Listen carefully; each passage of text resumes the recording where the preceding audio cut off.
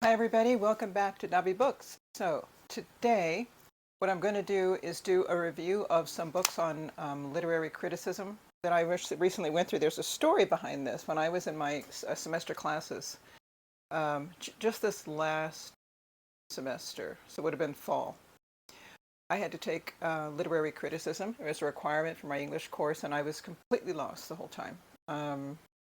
It seems like I had walked into the middle of a conversation, and I didn't know, where it started, you know, what the motivation. It just seemed like such an odd subject. I could make no sense of it. So I began my journey to find sources that would help me better understand what literary criticism was.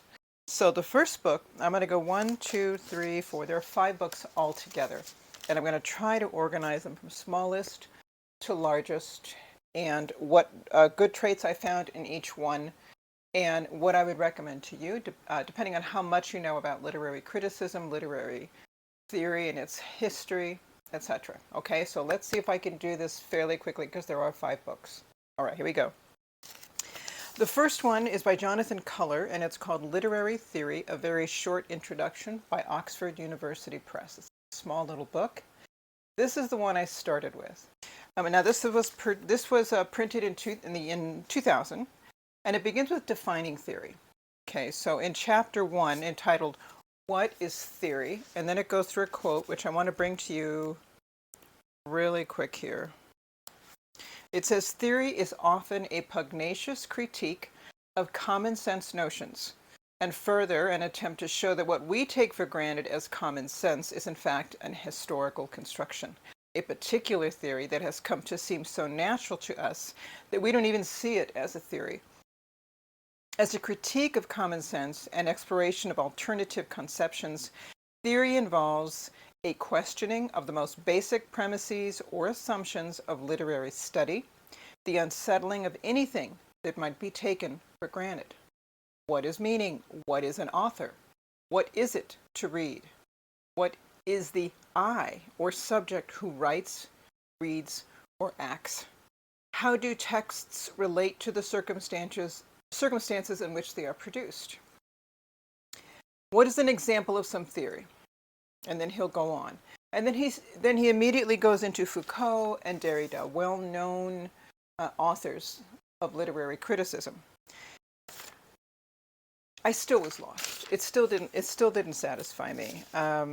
I had come from a background, more classical, so I was reading chronologically through the great books, if you will, and the perspective, the focus was different. Was very different. It talked about the author, a little bit the setting, the historical circumstances. It was a very different animal than what modern literary criticism is. So this one here is 165 pages, and it lists as 1195. Let's go on to the next one that might have been a little more helpful, but still didn't quite do it for me. This is called Hans Bertens' Literary Theory, The Basics. This is the 3rd edition that I have, and this is published by Routledge, and it sells for $26.80, and it's 269 pages. Now this one, it focuses a lot, especially on chapter 1, on Matthew Arnold, who was a 19th century English educator whose focus was mostly poetry, which makes sense because initially when there was literary theory, or if you will, way back when, poetry was the one. Poetry was considered true literature, if you will. There were no novels in the beginning. And Matthew Arnold emphasizes poetry and culture, especially how the middle class carried, and he was a British educator, so he believed that the middle class was the one that carried the culture and would know what it meant to be English. This author then moves into T.S. Eliot, then I.A. Richards, then Ephraim Leavis. Now these are well-known, especially Leavis, well-known modern-day literary critics. I knew no one, nothing. He goes on to talk about liberal humanism, also known by some as practical criticism, and he covers English and U.S. movements. in literary criticism. And the end of the chapters always have a summary and then suggestions for further reading. So this one did offer a little more information, but for me, it didn't quite clarify this whole concept of literary criticism. I knew it existed. I knew it was this school of thought. I just didn't know what its history was. So this didn't cover enough of the history that I needed. So this, although it's a very good book, a little bit thicker than the first one, some may find this helpful. I didn't quite yet. Then the next one I went into, now this one is, of the shorter books I have, this is my favorite one right now. This one is entitled Beginning Theory, An Introduction to Literary and Cultural Theory by Peter Barry, and this is the 4th edition. This one is purchased by Manchester University Press. It's priced at $15.91. It's 362 pages. And it's more of a combination textbook workbook, this one. And in his first chapter, entitled Theory Before Theory, he does cover history a little farther back, but in the context of the subject of English, taught as a subject in university. So he talks about Oxford and Cambridge, the two first universities in England. He talks about how in those institutions they had basically 3 kinds of subjects: classics, divinity, and mathematics. And divinity was for those that were headed towards becoming pastors. Okay? Only men could attend, of course, and you had to be a member of the Church of England. So this was the general setting of those 2 universities in the past. As other universities were opened in London, for example, that were more open-minded, Oxford and Cambridge were the last holdouts to eventually adopt English as a subject. So he talks about how eventually, as academia became a little more open-minded, they did allow English to start being taught as a subject, but it was more of the study of the language of English, not so much literature. And then he goes into how that gradually progressed into literature, but they studied the historical language of the literature. So they would start with the Anglo-Saxon, and then with the Gothic, and then with the Middle English. Now this is something that you will still find at those same universities, Oxford. You can go, if you major in English and you want to study the early English literature, etc., you're going to be learning some of the early English language. But the real, it held out. I think that pattern still held out until the era after World War I, and a lot of changes began to happen. I.A. Richards, okay, so Cambridge English School, excuse me. I.A. Richards taught at Cambridge English School, so that it was not on the campus of Cambridge, it was a separate one. And he taught practical criticism.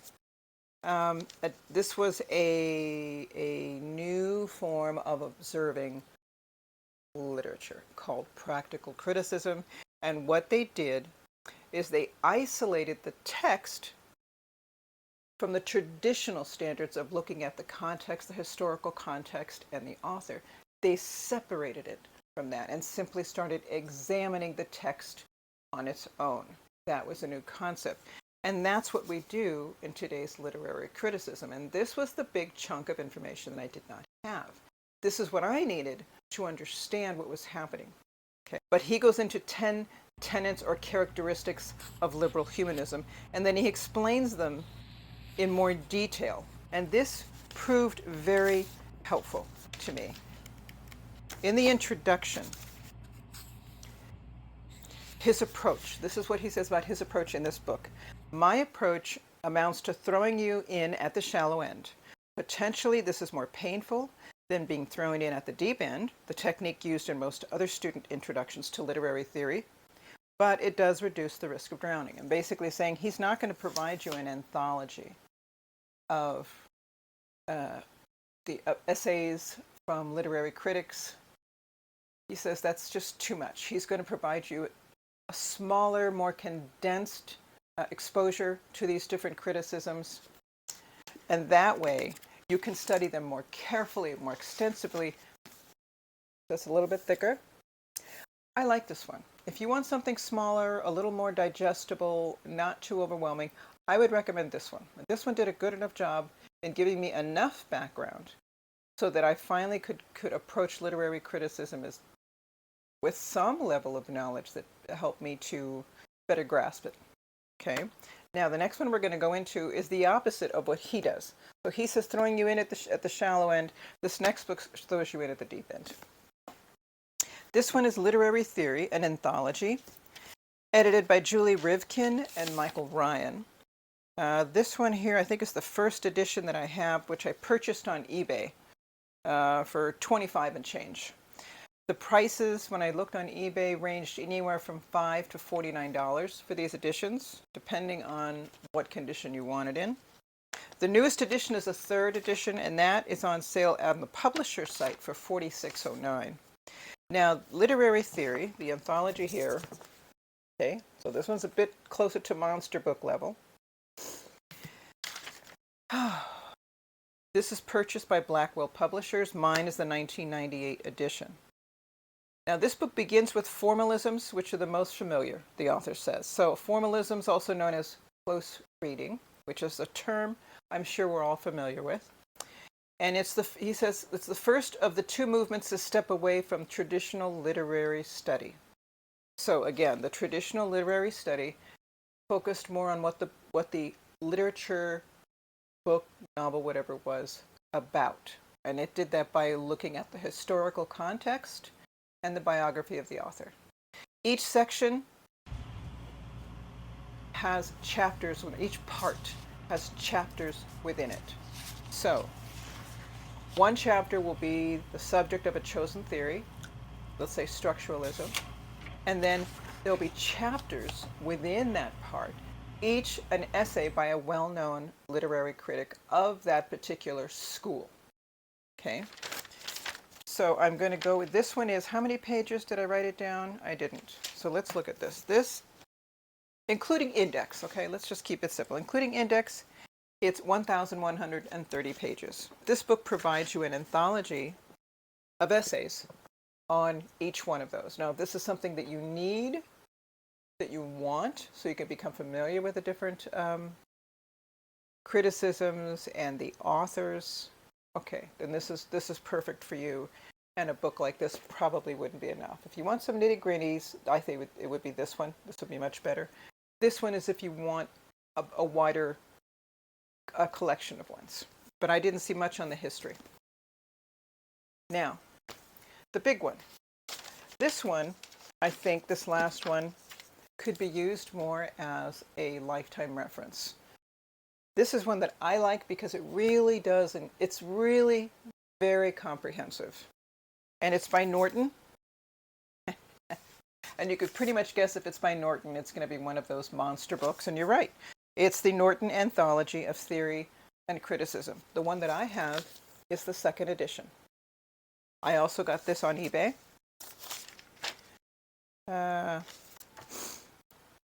And they range, now for me, mine cost me $14 and change. And the price ranged, I noticed, for these second editions were anywhere from $13 to $45. And if you want the more current third edition, the price range on those were anywhere from $70 to $118. If you want a brand new off their website, it's $108.15. So there you go. Mine's a 2010 edition. And what's really unique about Norton's anthology is their table of contents. They have two of them. The first table of contents is organized chronologically by author. So the first one is Gorgias of Leontini, and then it moves on to Plato.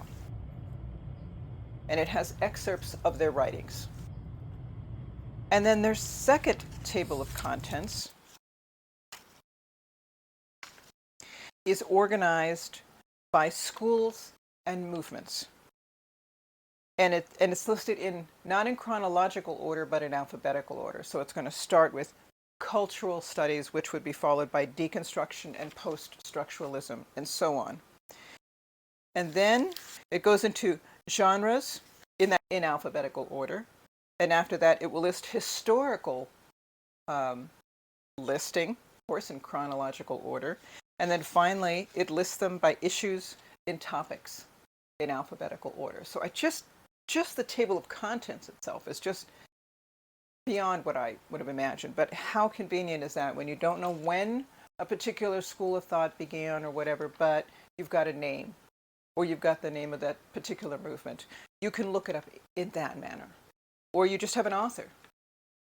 You can look it up by author's name. So that's just wonderful, very impressive table of contents. In the introduction, entitled Introduction to Theory and Criticism, it introduces the topic of theory and criticism in general, and then it gives a chronological introduction to each one. So it really does start from the beginning, and it moves its way to today. This is something that made sense to me, okay, because I needed that much information.